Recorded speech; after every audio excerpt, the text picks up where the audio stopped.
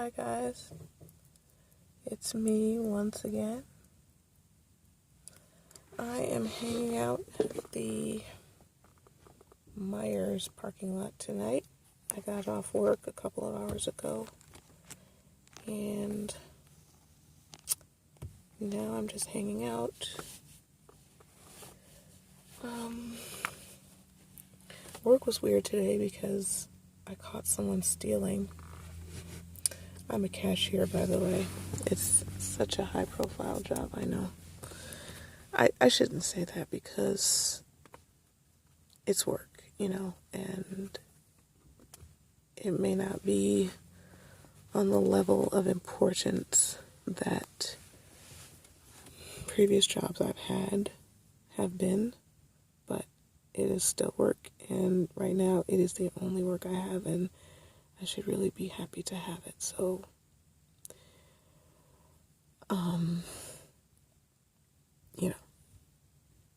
anyway, so there were two guys, and I wasn't really sure what they were doing, because I'm still relatively new, and all I knew is that they kept putting money on a gift card over and over and over again.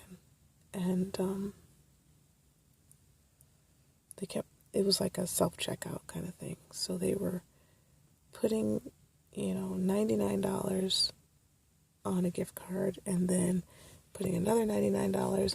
And they did like 4 or 5 transactions each before I, called somebody, like, hey, you guys need to come take a look, because these guys are just like putting a bunch of money on a gift card. I think what they were doing is using a stolen credit card to load the gift card, and then they plan to, use the gift card. It's just kind of a way to remove themselves from the credit card. But it was weird because they seemed like such nice boys. I don't know why they were doing that. I mean, I guess I don't know them, but I would not have suspected them. If it weren't for the fact that I could see what they were doing, I would have never suspected them. And I guess that's kind of why they use self-checkout. I guess they were hoping that I would be too busy to notice what they were doing. But they ended up getting away with $1,700. But because I caught them, we were able to deactivate the gift card that they loaded the money on, so they won't be able to use them. And it was also weird because we know, like, by the time my supervisor got onto the scene, we both knew that the guys were stealing. They had no ID to match the credit cards that they were using. And, but they were still standing there, like still loading the gift cards. They were just like trying to get as much money on as they could. And, they walked out of the store, and there was really nothing we could do. I mean, what are you going to do? You can't do anything without without like calling the police, and then what? You're going to say, hey, wait here while the police come. So they got away with what they could, and then they left. And I mean, there was no huge deal. It was a very quiet scene. It was just kind of like, hey, do you have an ID? And they were like, no, it's in the car, or, no, I don't have it with me right now. And then they just walked out. But yeah, that was very strange. Yeah,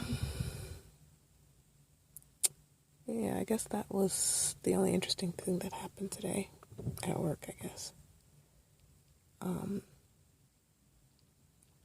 I was supposed to go to a friend's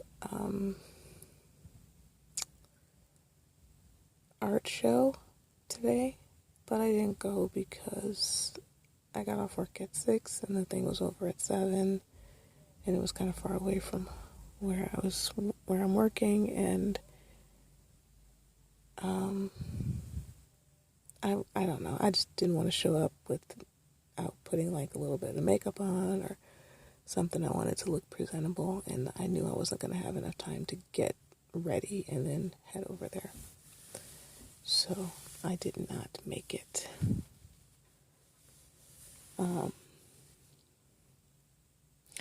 But back to my feelings about the job I have. A couple of days ago, I thought I saw my ex in the parking lot of the job where I'm working.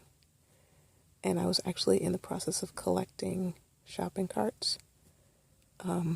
That's pretty much the lowest form of employment that you can get in my book. I mean, I feel like, usually when I see people collecting shopping carts, they're like kids, like teenagers, or they are like maybe, I don't know. I don't feel like any future CEOs are collecting shopping carts at my age. Anyway, so I'm sitting there and I think I see his truck and I'm mortified because I'm right there. If he looked in the rearview mirror, he would see me. And I didn't know what to do. So I guess I just decided to act like I didn't see the truck. And I'm pretty sure that if it was him and he saw me, he would have like texted me, or he would have come over to me. He was close enough to walk over. The reason I thought it was his truck is because each work truck for the company that he works for has a unique number, and the number on it was very similar to what I remember his being, but I don't remember what it is exactly. And I just, like, every time I see one of those trucks or one of those vans around, I always suspect that it might be him. So I try not to even look to see who's driving. But it was just, it was right in my face at that moment. So yeah, I don't know. I didn't like that. I didn't like the idea that he might have seen me because he would have been like really surprised.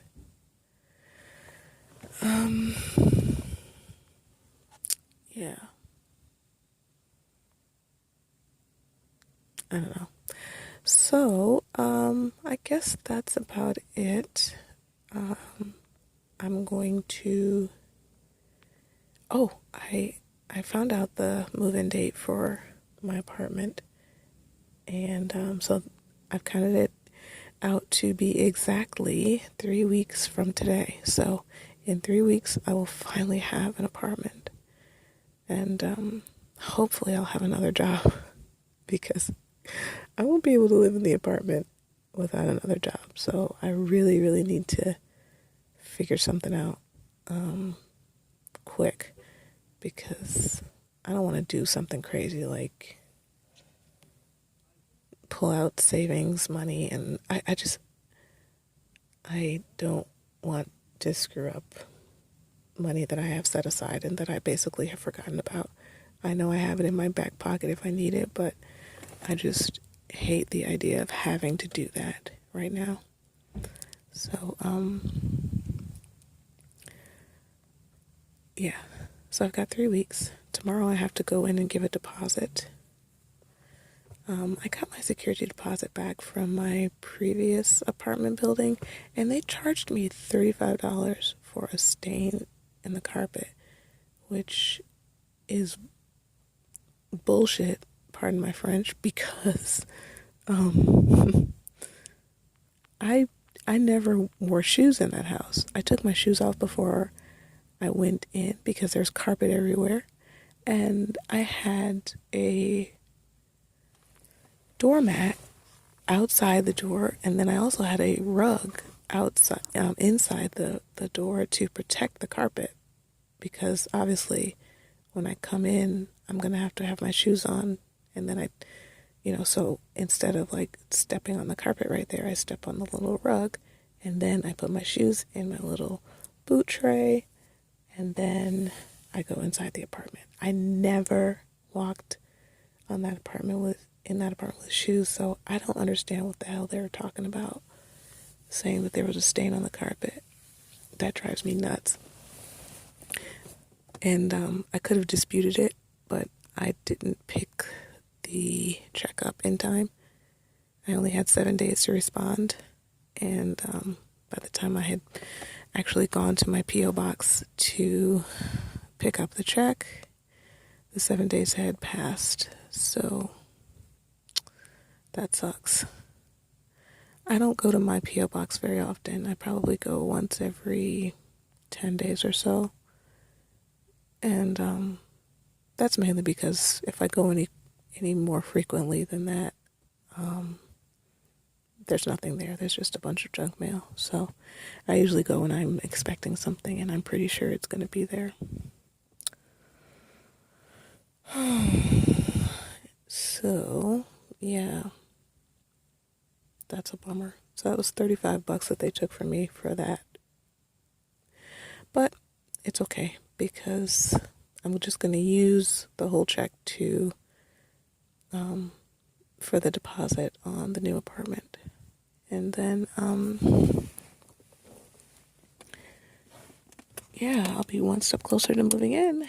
The new apartment apparently is going to have new kitchen cabinets and a new refrigerator and new kitchen flooring. So I guess that's good. I hate carpet. So, but the whole apartment is carpeted except the kitchen and the bathroom. But I really, the next time I move, I'm going to make sure I move somewhere where there's no carpet, because carpet is gross. It's a catch-all for all of the dust and dirt. And I hate not being able to see what I'm walking on. So, yeah. I think that a hardwood floor would be best. But I'll even take concrete or something cool like that. Linoleum is making a comeback. So maybe some type of cool linoleum design would be okay. But I can't stand carpet. So yeah, I guess that's it. I will talk to you guys again soon. Bye-bye.